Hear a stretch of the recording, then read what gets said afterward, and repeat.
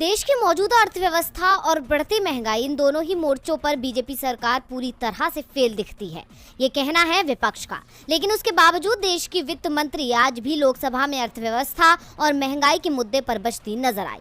आज संसद के शीतकालीन सत्र का 5वां दिन है। आज लोकसभा में सांसद रेवनाथ रेड्डी ने प्रश्नकाल में कहा कि केंद्र को केवल सरकार बचाने की चिंता है, रुपया लगातार गिरता जा रहा है, उसकी कोई चिंता नहीं है। कांग्रेस सरकार में जब डॉलर के मुकाबले रुपया 66 रुपए था तो बीजेपी कहती थी कि रुपया आईसीयू में चला गया। आईसीयू से आगे के 2 रास्ते होते हैं, पहला रास्ता ठीक होकर घर आना और दूसरा आईसीयू से सीधा मरचुरी में जाना।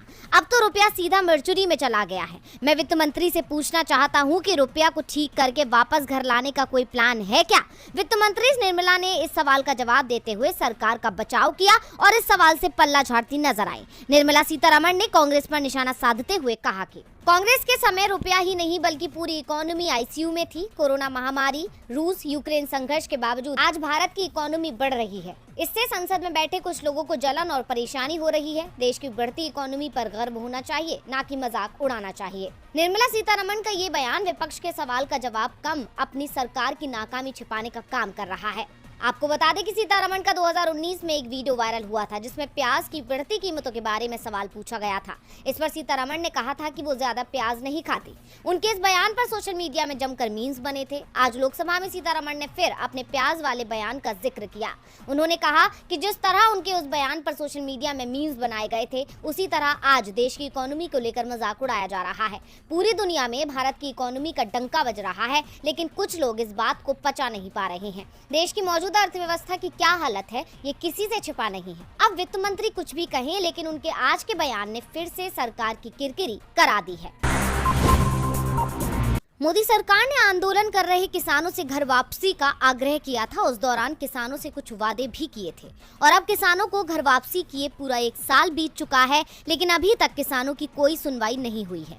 सुनवाई होना तो दूर, किसानों का जिक्र तक मोदी सरकार की जुबान पर नहीं आता है, जिससे किसानों की नाराजगी बढ़ रही है क्योंकि किसान खुद को ठगा हुआ महसूस कर रहे हैं। किसानों का कहना है कि सरकार ने उनसे वादा खिलाफी की है। ऐसे में अब एक बार फिर किसान आंदोलन करने की तैयारी कर रहे हैं। इसी बीच अब भारतीय किसान यूनियन के नेता राकेश टिकैत ने किसानों की समस्याएं गिनाई। उन्होंने कहा कि सिंचाई से लेकर फसलों के समर्थन मूल्य के निर्धारण में सरकार ने किसानों के साथ धोखा किया है। राकेश टिकैत ने कहा कि जब तक किसानों के हित वाला एमएसपी कानून नहीं बनता, तब तक देश का किसान परेशान रहेगा और उनके नाम पर सरकार वोट बैंक की राजनीति करती रहेगी।